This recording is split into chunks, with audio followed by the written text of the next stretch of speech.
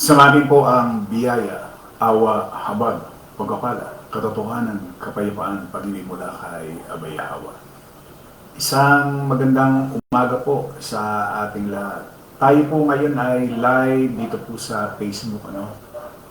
At ngayon po ay March 23, 2025. Ganap na pong alas 9 ng umaga dito sa atin sa buong Pilipinas. Magandang umaga po sa lahat ng mga kapatid sa The Assembly of Yahweh.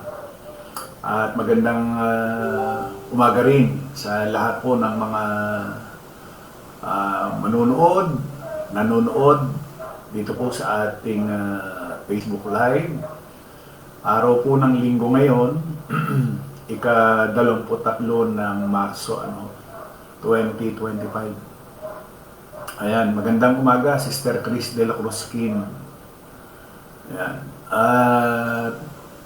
Sige po, pwede na po natin i-share yan. Ganyan po yan, pagka yung live pa lamang at saka pa lamang natin pwedeng i-share. So, magandang umaga, minsan pa sa atin mga kapatiran.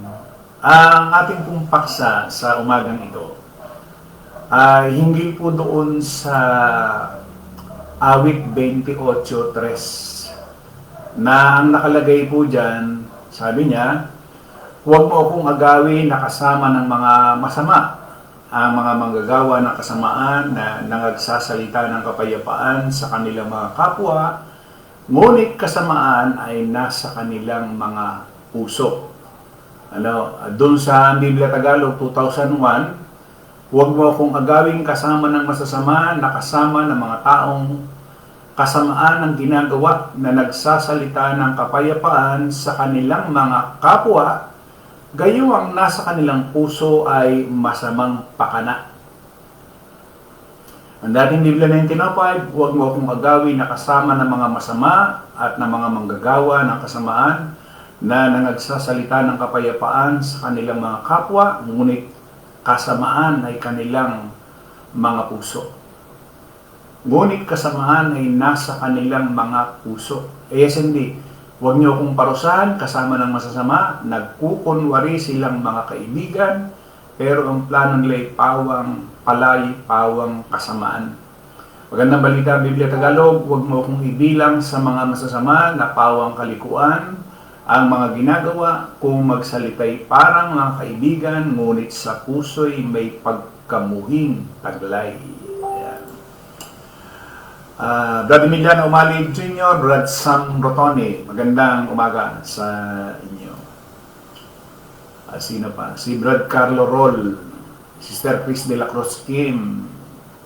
Ayan. So magandang umaga ho sa bawat isa. At Sister Macar Gina, magandang umaga ho. So dito ho, ang ating paksa ay regarding dito sa nagsasalita ng kapayapaan sa kanilang mga kapwa, ngunit kasamaan ay nasa kanilang mga puso. At hindi naman kaila sa atin, lalo na ng may nangyari dito sa atin sa Pilipinas. Merong mga tinatawag na mga nagpe-prayer rally. Ayan. At sinasabi nila na ang bansang Pilipinas ay hati-hati. Hati-hati daw ang bansang Pilipinas. Ibig sabihin, nasa magulong sitwasyon. Sila lang ho yun. Yan ho yung mga tao na mga nasa laman. Hati-hati sila dahil meron silang pinapaborang tao. Pero kung ikaw ay hindi ka pumapabor o kumikiling doon sa isang tao, tsak, yung salitang sinasabi nila na hati-hati, bahagi, kampi-kampi. Yan ho kasi ay salita ng mga taong nasa laman. Kasi walang puwang sa isang tao yang salitang bahagi, kampi-kampi kung meron kang banal na espiritu. No? Kaya maliwanag po yung ating paksa, sinasabi lang nila, nagsasalita sila ng kapayapaan sa kanilang mga kapwa, ngunit kasamaan nasa kanilang mga puso. Kaya kung tayo makakakita ng mga tinatawag nilang mga reliyon na nagbibigil, nagpiprayer rally, nananalangin para ang wika sa kapayapaan, hindi ho mangyayari yon. Hindi ho mangyayari na magkaroon ng kapayapaan ng mga taong masasama. Yan po ay nakasulat na sa kasulatan ano. Magandang umaga, Sister Shirley Rabarisa, Brad Edmundo Umali, Brad Nel Umali. Yan. Hindi ho mangyayari na kahit ho kayo ay manalangin ng manalangin at humihiyaw ka ng kapayapaan, hindi ho mangyayari yan kasi alam niyo kung bakit. Sinasabi ho doon sa Isaiah 57:21, Biblia Tagalog 1978, walang kapayapaan, sabi ng aking Diyos sa mga masama. Ang Biblia Tagalog 2001, walang kapayapaan, sabi ng aking Diyos para sa masasama. Dating Biblia 1905, walang kapayapaan, sabi ng aking Diyos sa mga masama. ASND, ang taong masama ay hindi mabubuhay ng payapa. Yan ang sinasabi ng aking Diyos. Magandang balita, Biblia Tagalog, walang kapayapaan ang mga makasalanan, sabi ng aking Diyos. So, naghahanap sila ng salitang kapayapaan, pero hindi nila makikita ho yan. Kasi pagka ikaw kabilang doon sa masasama, doon sa mga makasalanan, hindi ka mapapabilang dyan. Juliet Umali, Sister Loren Paulan Fernandez, magandang umaga ho. So, doon pa lamang makikita natin na yung sinasabi nilang kapayapaan, hindi naman nila makikita ho yan. Hindi makikita. Bakit? Nakasulat, nakaletra. Kaya ho, yung mga kapatid natin sa kapulungan ay hindi dapat nakikiisa dito sa mga panalangin, prayer rally. Para saan? Kapayapaan dito sa Pilipinas. Ang bansang Pilipinas o itong ating bansa, ginugulo lamang ito o nagugulo lamang ito para doon sa mga relihiyon na kumakampi sa politika o politiko. Nagugulo. Pero yung meron kang espiritu, kahit na anong mangyayari dito sa bansang ito, patuloy tayong pinagkakalooban ng kapayapaan ni Abay Hawa. No? Hindi natin kailangan ng mga relihiyon para ikaw ay maging mapayapa. Kasi kaguluhan pa nga ho yan eh. Bakit? Gawa ho kasi ng laman yan. Base doon sa sinasabi ni Pablo sa mga taga-Galacia. Sabi niya, ang mga taong sumusunod sa ninanasan ng laman ay makikilala sa gawa nila. Sexual na immoralidad, kalaswaan, kahalayan, pagsamba sa mga Diyos-Diyosan. Pero mo, nananawagan ka, nananalangin ka, bat-bat ka ng mga Diyos-Diyosan, pangkukulam, pagkapuot, pero mo, ayan pag-aaway-away, pagkasakim, pagkamakasarili, pagkakawatak-watak, pagkakahati-hati, pagkainggit, paglalasing, pagkahilig sa kalayawan, at iba pang kasamaan, binabalaan ko kayo tulad ng ginawa ko na noon. Ang mga namumuhay ng ganito ay hindi mapapabilang sa kaharian ng Diyos. Isa ka ba sa mga libo-libo na nakikiprayer rally? Nakikipanalangin. Ano yung ipinapanalangin?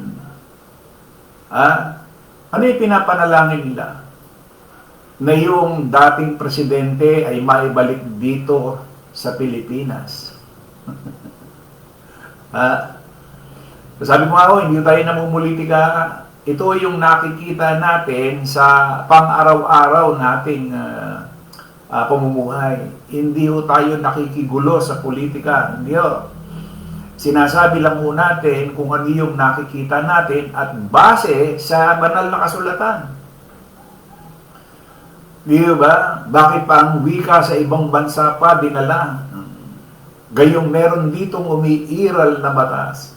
Kung totoo ho yun, dapat sana binigyan siya ng kaso. Kaso wala nga ho. Kaya nga nailipat sa ibang bansa. No? So, doon pa lamang makikita na natin na yung sinasabi nilang watak-watak, bahabahagi ang mga Pilipino, hindi ho totoo yun. Hindi ho totoo yun. Yun ay para sa mga taong nasa laman lamang. Hindi naman lahat ng Pilipino ay nasa laman. Hindi ho. Kahit nakukunti lamang yung mga merong espiritu, pero hindi ho lahat ay nasa laman. Meron pang ginagamit sila yung sa Jeremias. Sabi ni Propeta Jeremias doon sa 6:14, kanilang pinagaling din naman ng kaunti ang sugat ng aking bayan na sinasabi, kapayapaan, kapayapaan, gayon may walang kapayapaan.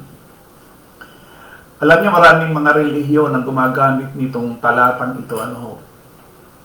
At pati ho yung 6:16 ng Jeremias na sinasabi, ganito ang sabi ng Panginoon, magsitayo kayo sa mga daan. Sino ho ba yung kayo? Kasama ho ba tayo doon sa kayo? Kasi malimit ginagamit nila ho yan eh. Magsitayo kayo. Sino yung kayo? Kasama ba tayo doon? Hindi Yan ho ay Huda. Na napakatitigas ng ulo. Yan ho yung Huda. Isang lahi doon sa Israel ni Jacob. Sinasabi niya, magsitayo kayo. Ang tinutukoy niya dyan ay yung mga taga-Huda. Hindi ho kung sino mang tao dyan. Pero po, hintil ka, ginagamit mo ito yung Jeremias 6:16. Yan yung may dating daan ho eh. Pero kung titingnan mo at babasahin mo, sabi niya, 15 ng Jeremias, nangahiya baga sila. Sino yung sila? Kasama ba tayo? Hindi. Nang sila'y gumawa ng kasuklam-suklam, hindi ba't sila'y nangahiya sa anuman, o sila man ay nangabula? Kaya't sila'y mga bubuwal sa gitna ni yaong nangabubuwal sa panahon ng aking dadalawin sila ay mga bubulagta sila, sabi ng Panginoon. Sino ito? Ito ho ba ay mga kasama ang hintil? Hindi ba? Meron nga sinasabi doon sa 6:8 ng Jeremias maturuan ka o Jerusalem, baka ang aking kaluluwa'y mahiwalay sa iyo, baka ikaw ay gawin kong sira, lupaing hindi pinapaanan. Ganito ang Panginoon, sinabi ng Panginoon na mga hukbo kanilang lubos na sisimutin ang nalabi sa Israel na parang puno ng ubas. Idukot muli ang iyong kamay sa mga muslo na gaya ng mamimitas ng ubas. 9. Ganito ang sabi ng Panginoon na mga hukbo kanilang lubos na sisimutin ang nalabi sa Israel. Ayan, sabi niya. 10. Kanino ako magsasalita at magpapatotoo upang kanilang marinig, narito ang kanilang pakinig, ay pakinig at hindi mga karinig.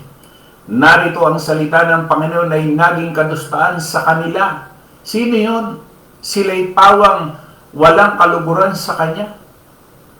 Kaya't ako'y puspos ng kapusukan ng Panginoon, ako'y pagod na ng pagpipigil ko ibubuhos sa mga bata sa lansangan at sa kapulungan ng mga binata na magkakasama, sapagkat gayon din ang lalaki 10 ng asawa ay mahuhuli, ang matanda 10 niya na puspos ng kaarawan.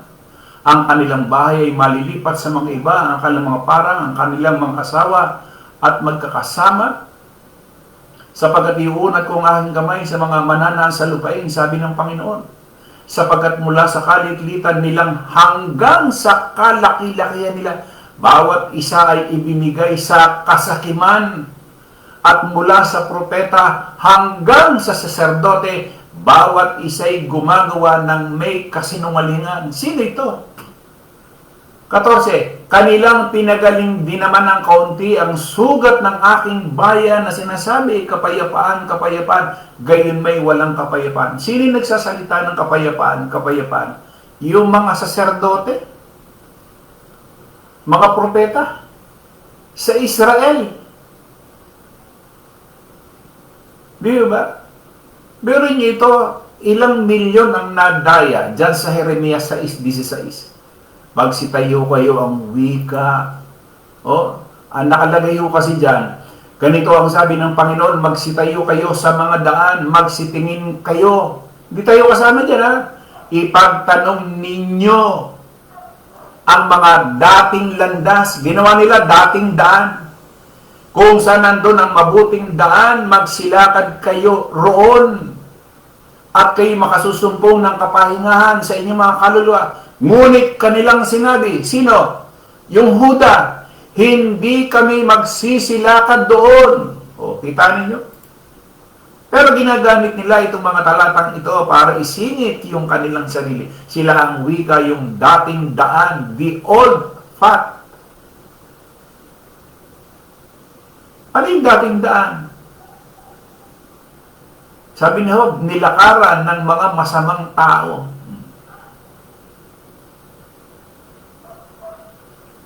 Shirley Bandojo, Abrera, Melchor Pasis, Sister Lolita Corsiga. Magandang umaga. So doon pa lang, makikita natin, ganito nila bikuin ang kasulatan. Kaya ngayon sila nagsasalita, kapayapaan, kapayapaan.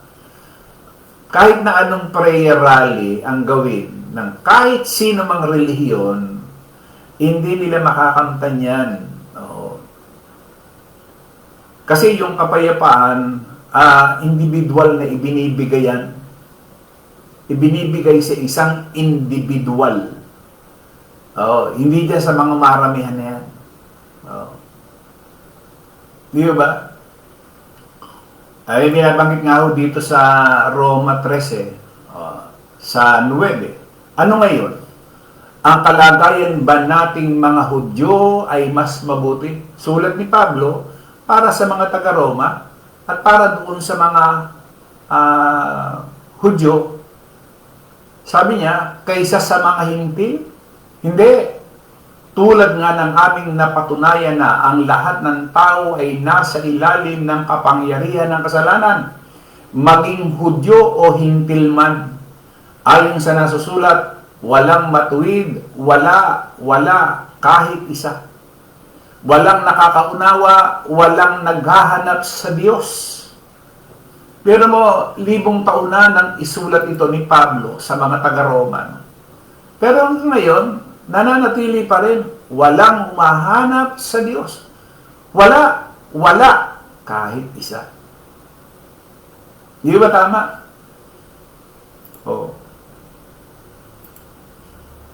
Ang lahat ay lumihis ng landas at nagpakasama.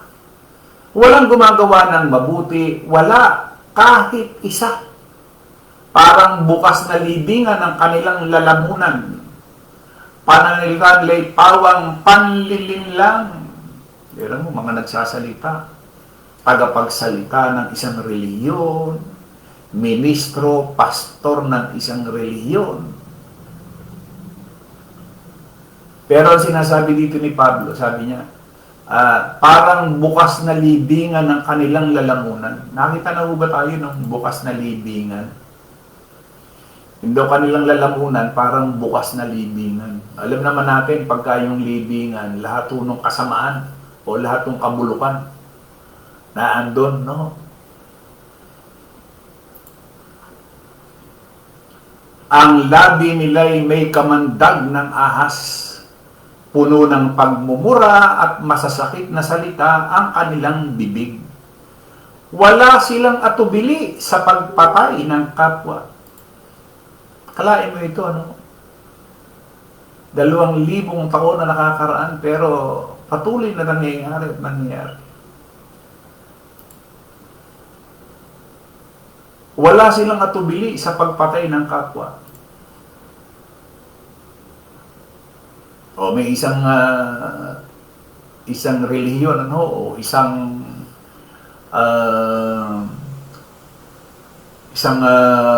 stand-up comedian, no? Nagsalita siya tungkol sa isang relihiyon.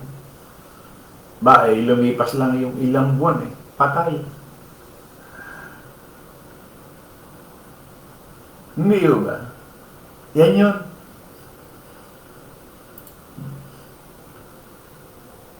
Wala silang atubili sa pagpatay ng kapwa. Pero naipadadama o naipararating ng mga relihiyon na sila ay mga mabubuti, hindi makagagawa ng kasamaan, hindi makagagawa ng pagpatay. Tatandaan ho natin na isang taong nasa laman yan, maaring dun sa panlabas na anyo, maaring hindi makagagawa. Sabi nga nung isa, hindi magagawa ng tatay ko yun.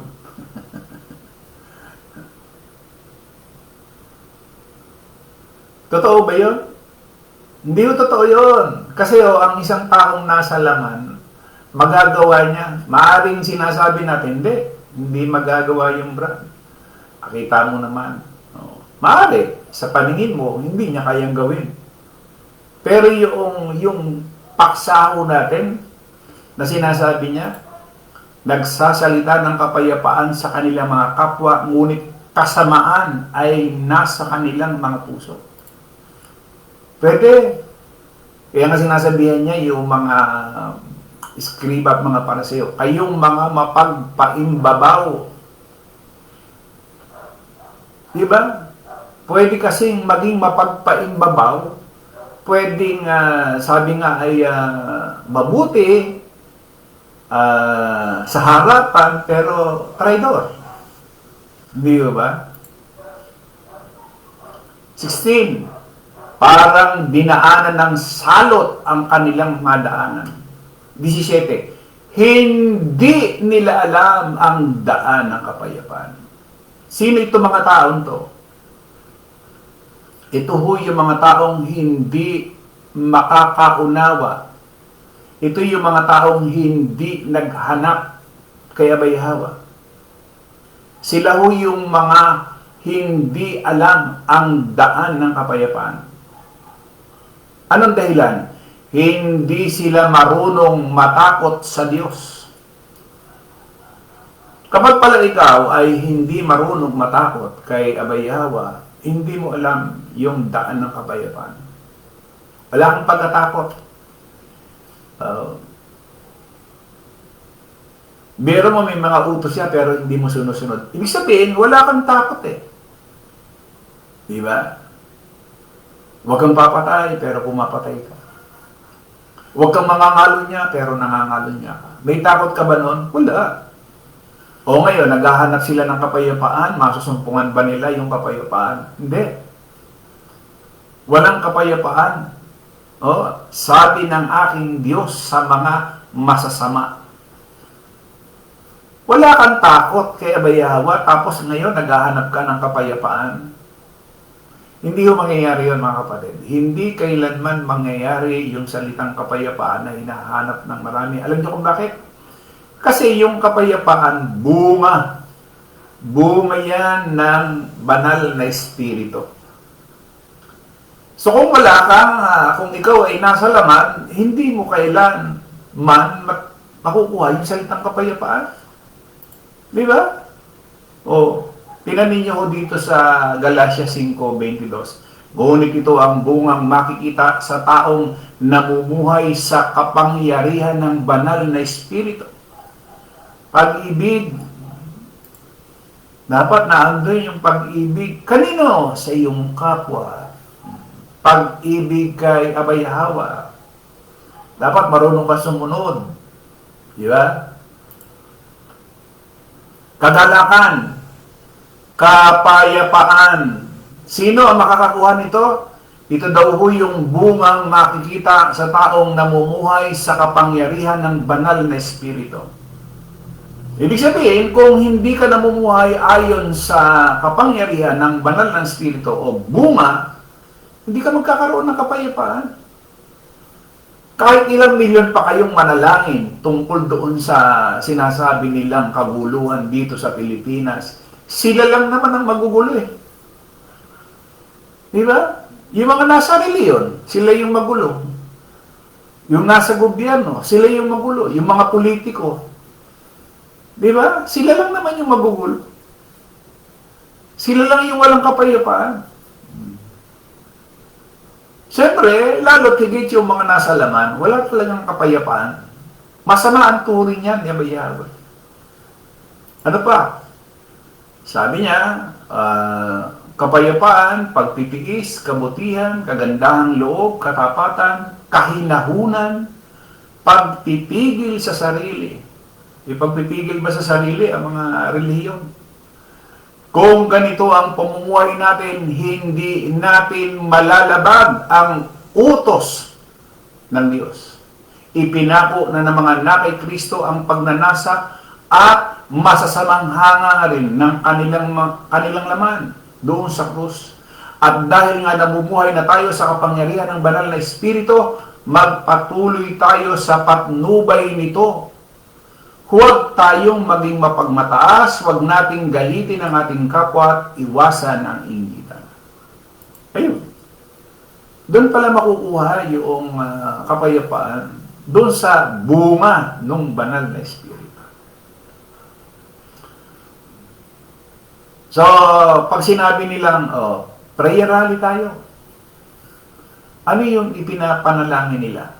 Para saan? Kapayapaan ng Pilipinas? Magkaroon ng wika ng kapayapaan?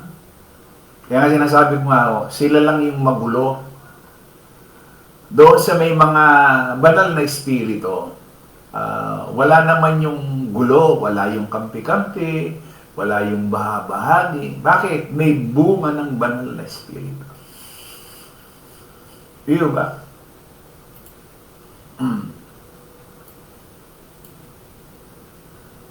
O ano sabi ho doon sa 5.1 ng Roma? Yaman nga sa mga inaaring ganap sa pananampalataya, meron tayong kapayapaan sa Diyos sa magitan ng ating Panginoong Yahawasya. Meron tayong kapayapaan sa Diyos sa pamagitan ng ating Panginoong Yahawasya. O sa isang Roma, sapagkat ang kaisipan ng laman ay kamatayan, datapot ang kaisipan ng Espiritu ay buhay at kapayapaan. Di ba? So, naghahanap sila ng kapayapaan, pero hindi nila masusumpungan yan. Walang tao na makasusumpong ng kapayapaan kung ikaw ay nasa laman. Kahit na anong dami ng pera mo, wala rin sa hindi mo rin makikita kasi hindi naman kayang bilhin ng salapi yung kapayapaan eh. Wala kang mabibili dito kahit sa ang parte ng mundo, wala kang mabibili ng kapayapaan. Kaya nga sinasabi niya, walang kapayapaan sa mga masasama. Kahit saan ka magpunta, kahit na anong dami ng pera mo, hindi mo ma-attain o makukuha yung salitang kapayapaan sapagkat ang nagbibigay niya ay walang iba kundi si Abay Hawa. Hindi ba? Meron silang sinasabi mga pansamantalang kapayapaan. Ano yun? Inom dito, inom doon, pag nalasing, payapa. Ang di nila alam, pag-gising nila, ando na naman. Ando na naman yung kaguluhan sa kanilang isipan. Hindi naman mawawala yan sapagkat wala talagang kapayapaan sa isang taong masama. Wala ho. Isaiah 59:8, ang daan ng kapayapaan, hindi nila nalalaman. at walang kahatulan sa kanilang mga lakad, sila'y nagsigawa para sa kanila na mga likong landas. Sino mang lumalakad doon ay hindi nakaalam ng kapayapaan. Ano yun? Gumawa kayo o gumawa sila ng likong landas? hindi. Wala kayong alam tungkol sa mapayapang pamumuhay. Binabaliwala ninyo ang katarungan at binabaluktot pa ninyo ito. Ang sino mang sumunod sa inyong mga ginagawa, hindi rin makararanas ng mapayapang pamumuhay. Ang sinundan, yung mga pastor, yung mga ministro. Nagsasabi, katulad din sa Huda, yung mga propeta, mga saserdote, nagsasabi, kapayapaan, kapayapaan. Pero ang totoo, wala. Di ba? So, yung Jeremias 6:16, hindi dapat nating gamitin. Huwag nating gayahin yung ang mga dating daan. Hindi kailangan, yan ay para doon sa mga taga-Huda. Tingnan ninyo, kung halimbawa, hindi mo alam, maaaring gamitin mo pa rin eh. Kasi parang may tama ng bahagya eh. Pero ang tinatanong ko nga kanina, sino yung pinatutungkulan dyan? Tayo ba? Na dating mga hintil? Hindi tayo kasama dyan. Pero mo, lahat ng miyembro ng ADD ginamit siyang Jeremias 6:16. Paano na yun? Di mali na naman. Tapos ngayon, magkiklaim sila ng salitang kaligtasan. Di ba? Kasi may nakalagay, dating landas. Tapos pagka binabangkit mo na yung sinasabi ni Job dun sa 22, na yung dating daan nilakaran, yun na, kanya-kanya ng katuwiran.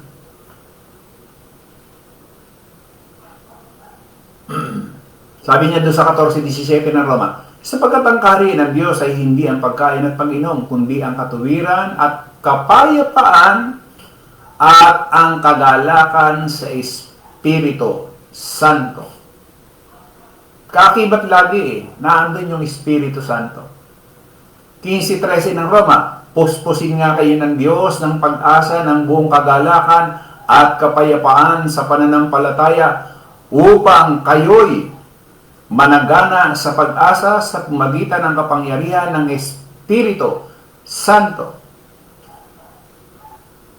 15:33 ng Roma, ngayon ang Diyos ng kapayapaan ay sumainyo nawang lahat. Siya nawa.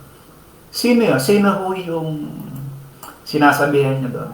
Yung mga kapatid sa Roma. Sumainyo nawa ang kapayapaan. Makukuha ba ng reliyon? Hindi. Hindi yung ibinibigay sa relihiyon yan. Hindi ibinibigay sa iglesia, hindi ibinibigay yan doon sa mga nasa mga relihiyon, yung salitang kapayapaan. Binibigay yan doon sa mga nasa kapulungan. Hindi sa iglesia, hindi sa simbahan, hindi sa church. Okay, makikita natin, magagarbo nga lamang yung kanilang mga simbahan, magaganda sa pantingin panglabas. Pero tingnan naman natin yung panloob ng mga sumisimba, sumasamba, tuwing linggo, tuwing Huwebes. Maari sa paningin ng tao, magara yung templo, magara yung sumisimba. Ang tanong, may kapayapaan ba? Wala. Wala ho doon. Nakaletra na ho kasi yun eh. Hindi ba? So, nasaan ngayon yung kapayapaan? Sabi ni Pablo, 15:33 ng Roma, ngayon ang Diyos ng kapayapaan ay sumainyo nawang lahat. Hindi sinasabi doon sa iglesia. Sumainyo nawang lahat. Sino yung sinulatan, mga kapatid? Sa Roma, sa kapulungan sa Roma. Di ba? Kaya nakikita naman natin eh. Kahit na anong reliyon, na may mga simbahan. Yan, katulad ngayon, linggo. Kanina umaga pa, marami na dyan ng mga sumimba na, nakauwi na sa kanilang mga bahay-bahay. Pero tanongin natin, Yung sinasabi ba doon ng pare, sabi niya, peace be with you. Tapos yung mga adherent naman, o yung mga sumisimba naman, magkakaliwat kanan, peace be with you, peace be with you. Totoo ba? Na nakakita o nakakuha sila ng kapayapaan? Meron ba? Wala eh. Tagal kong nasa reliyon. Napakatagal kong nasa reliyon. Kaya yung sinasabi na peace be with you, o kapaibabawan mo yun. Wala namang kapayapaan. Pero mo, peace be with you. Samantalang pagka pala ikaw ay nasa laman, kahit nasabihin mo na peace be with you or kapayapaan ang sumaiyo, walang saysay. Dahil bakit? Nasa laman ka eh. Di ba? Paano ka magkakaroon ng kapayapaan? Kapayapaan ay sumaiyo. Parang ikaw, meron kang kapayapaan, ibinibigay mo yung kapayapaan sa iyong kapwa. Tanong, ikaw nga, wala kang kapayapaan, bakit, paano mong naibibigay yung kapayapaan sa iyong kapwa? Ikaw mismo, walang kapayapaan. Di ba? Peace be with you. Asan yung kapayapaan mo doon? Yan, ibinibigay ng banal na espiritu. Di ba? O si Abay Hawa, nagbibigay niya. Hindi mo kilala. O paano nagkaroon ka ng kapayapaan? Kaya yan, kapaimbabawan lang. Ibig sabihin, peace be with you. Meron kang kapayapaan, ibinibigay ko yung aking kapayapaan sa iyo. Ganon din. Pupunta ka doon sa kaliwa, sasabihin mo, peace be with you. Pero tanungin mo, ikaw ba meron kapayapaan? Paano mong ibibigay yung kapayapaan? Wala ka naman kapayapaan. O, hindi nagsisinungaling ka lang. Di ba? Niloloko mo lang yung sarili mo. Bakit? Pero mo, sabi mo, kapayapaan ay sumaiyo. Meron ka ba nun? Para ibigay mo sa iyong kapwa. Dapat, pag binanggit mo yon na kapayapaan ay sumaiyo, dapat meron ka sa sarili mo. Hindi yung sa salita lang. Di ba? Pero ang dami nagbibigil, ang dami nagpiprayer. Kapayapaan yung hangad. Sila nga, walang kapayapaan. Tapos mananalangin ka. Sino pinapanalanginan mo? Sabi noong nagminura yung Diyos, yung nakapako sa krus, yung minura. Kilala niyo yun kung sino yung nagmura na yun. Ngayon ipinagpapasakamay na lang daw niya yung kanyang buhay sa Diyos. Sino yung Diyos na ipagpapasakamay na lang yung kanya? Yun yung Diyos na minura niya. Ipagpapasakamay na niya ngayon yung buhay niya dun sa Diyos na minura niya. Hindi ba nakakatawa? Matapos mong murahin, tapos ngayon, ibinibigay mo yung buhay mo doon sa Diyos na minura mo.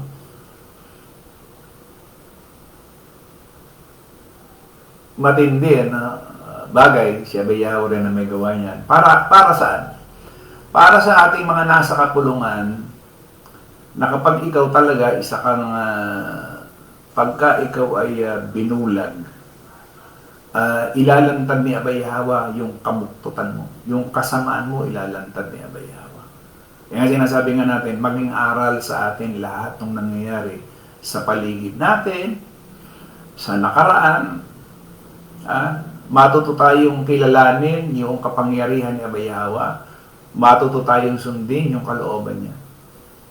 Kasi pinakikita niya isa kang masamang tao, ilalantad ka niya. Magnanakaw ka, ilalantad ka niya. Mamamatay tao ka, ilalantad ka niya. Ginawa mo sa lihim, ilalantad ka niya sa maramihan. Parang ginawa niya kay David. Di ba? Yung ginawa niyang pangangalo niya kay Bathsheba. O umuwi ka. Ginawa mo yun sa lihim.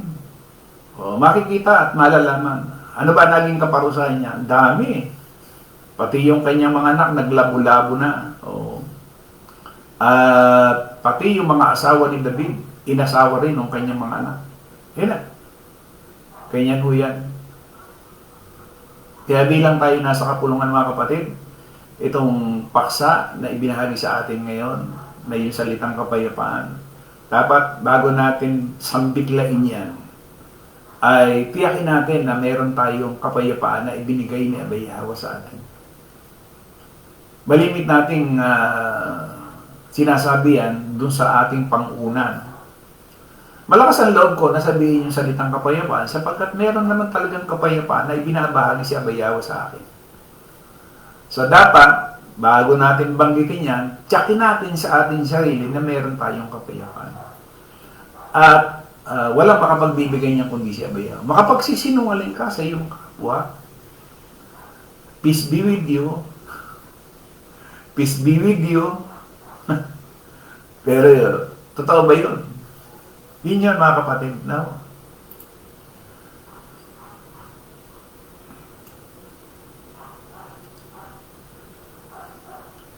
2 Corinthians 13:11, sa katapus-tapusan mga kapatid, paalam na magpakasandal kayo, mga aliw kayo, mga kaisa kayo ng pag-iisip, mga buhay kayo sa kapayapaan, at ang Diyos ng pag-ibig at ng kapayapaan ay sa inyo. Di ba? Oh.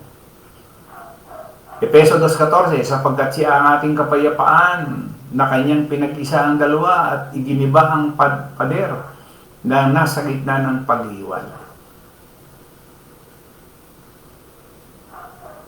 Efeso 2:17, siya'y naparito at ipinangaral ang kapayapaan. Kanino? Sa inyong nalalayo. Tayo yun. At ang kapayapaan sa nangalalapit. Sino? Yung mga Hudyo. Efeso 4:3, pagsakitan ninyong ingatan ang pakikipagkaisa sa Espiritu sa tali ng kapayapaan. Efeso 6:23, kapayapaan nawa sa mga kapatid at pag-ibig na may pananampalataya mula sa Diyos Ama at Panginoong Yahweh siya. Pilipos 4:7, at ang kapayapaan ng Diyos na di masayod ng pag-iisip ay mag-iingat sa inyong mga puso at ng inyong mga pag-iisip kay Yahweh siya. Pilipos 4:9, ang mga bagay na inyong natutunan, tinanggap, narinig at nakita sa akin, ang mga bagay na ito ang gawin ninyo. At ang Diyos ng kapayapaan ay isa sa inyo. O paano mangyayari yun? Kasi Abay Yahweh, Diyos ng kapayapaan ay sa isang tao. Di ba? So maliwanag mga kapatid, na yung nakikita natin ngayon, mga nagpiprayer rally, nagbibigil, sinasakripisyo yung kanilang mga hanap buhay para sa isang tao. Tingnan ninyo, iba matatawag mo na may karunungan ng isang tao, pero maka-absent ka para lang makipag-vigil at makipag-suporta para lamang sa isang tao. Parang nabaligtad nga ho eh. Hindi naisip nung mga tao, ilang libo yung pinatay, mga namatayan. Tapos ngayon, hindi ba? Parang nabaligtad yung mundo, no? Tayo nagpapasalamat kay Abay Yahweh at hindi tayo nakabilang sa kanila. Sana naman, sana, na kahit isa sa mga kapatid nating nasa kapulungan ay hindi makilahok dyan sa kanilang ginagawa na yan. Sana loobin po ni Abay Yahweh. Kasi kahit isa man lamang na kapatid ang makilahok dyan, baka kung meron tayong kapayapaan ngayon, baka alisin na rin ni Abay Yahweh. Dahil patungo ka sa laman. Totoo yun mga kapatid. Yung sisimpatya ka, alinman kay gobyerno, kaysa kalaban ng gobyerno, yung magbibigay ka ng simpatya. Sana huwag. Kasi, pero mo, ang sinisimpatsyan mo ay laman. Nasa laman. No? Kay gobyerno yan, kay kalaban ng gobyerno. Puro nasa laman yung mga yan. Di ba? Ang bigyan natin ng pagpapahalaga ay yung ating kapwa. Kasi doon sa ating kapwa, doon mangyayari na magkakaroon tayo ng kapayapaan. Kasi, yung nga sinasabi nga ni Pablo doon sa Pilipos 4:9, ang mga bagay na inyong natutuhan, tinanggap, narinig at nakita sa akin, ang mga bagay nito ang gawin ninyo at ang Diyos ng kapayapaan sa inyo. Hindi naman na si Pablo ba nakisama dyan sa mga politiko? Hindi naman. Si Pablo ba nakiisa sa mga politiko? Hindi naman. Wala ni isang mga alagad. Di ba? Tapos, nasa kapulungan ka. Gagayahin mo yung mga reliyon. Alam nyo na halos naman yung sinasabi ko na yung mga reliyon na pagdating dyan sa mga politiko, yung may black voting, iisa ang wika ang ating iboboto kung ano yung sinabi ng pamunuan. Pero mo ginagamit. Kasi kalimitan ng mga kapatid, ginagamit yung salitang bayan. Parang sila yung mga mahal na mahal nila yung kanilang mga kababayan. Ginagamit lang front.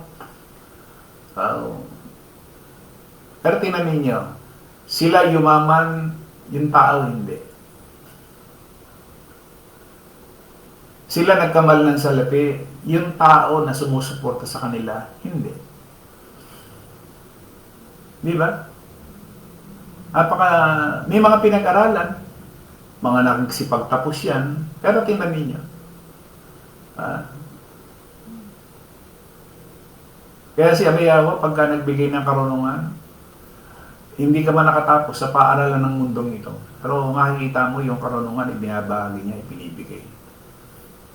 Di ba? Kaya, merong pagkakataon na yung karunungan, pwede mong i-reject, pwede mong i-accept. Napakabigat naman kung i-reject mo. No? Pinakamaganda na yung i-accept mo, tanggapin mo. Napakabuti ni Abayawa at binigyan niya tayo ng karunungan.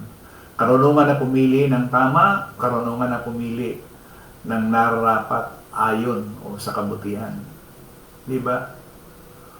Yung masama, inaalis. So yun po mga kapatid.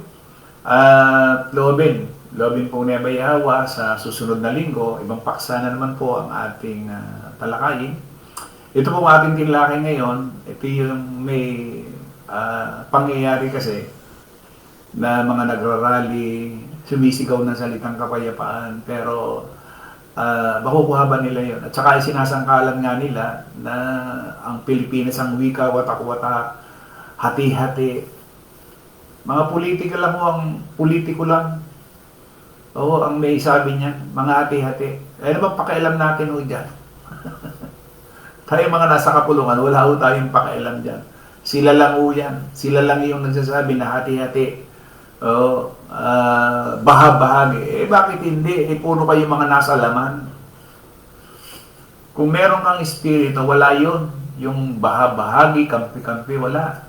Di ba? Kaya mga kapatid, at loobin po ni Abayawa na sa tuwi tayong mga ngaral ay laging si Abayawa ang nasa atin. Hindi mangyayari na yung ating pangsarili. Laging nating sundin si Abayawa. Kasi nga buong puso no? So muli maraming salamat doon sa lahat po ng ating mga kapatid na nakasama po natin. Tingnan ko nga ho uli. Yan.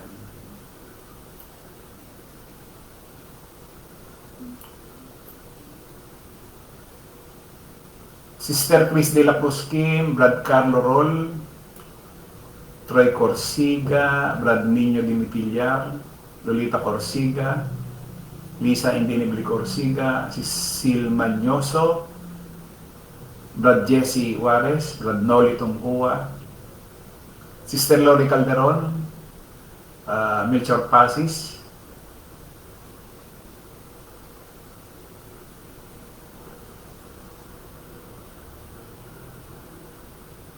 Sister Elizabeth Denz, magandang umaga. Ayun.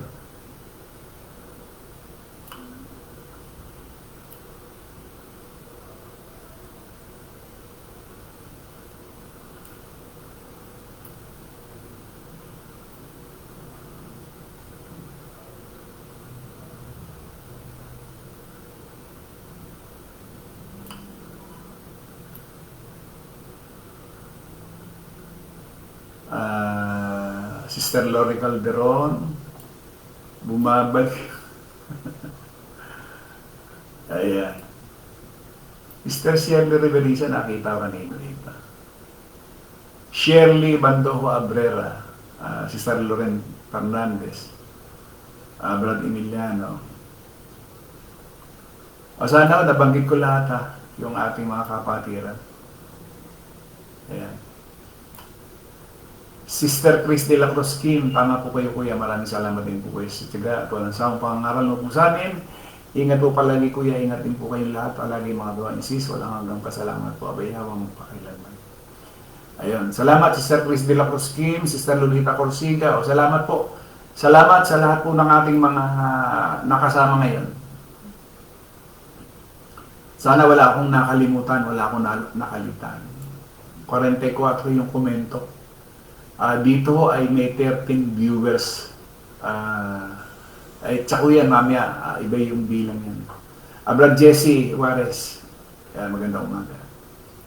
Muli po, maraming pong salamat at loobin po ni Abay Hawa sa susunod na linggo ulit kung loloobin. Sa isang Diyos na ating tagapagligtas sa pangalan ni Abay Hawa, sumakanya nawa ang kalwalatian, ang karangalan, ang paghahari at ang kapayapaan sa kauna-unahang panahon at ngayon at magpakailanman siya nawa. Mabutit hindi tayo nagkaroon ng aberya. Kahapon, hindi na ako nakapamaalam. So, yun. Maraming salamat kay Bayawa at tayo po ay nagtuloy-tuloy. Muli, sa lahat po ng ating mga viewers, sa lahat po ng ating nakasama sa iba't ibang panig ng buong mundo, mga kapatiran, muli isang magandang umaga po sa ating lahat. Patuloy na kapayapaan ng siyang sumaating lahat. Maraming salamat, isang magandang umaga sa ating lahat.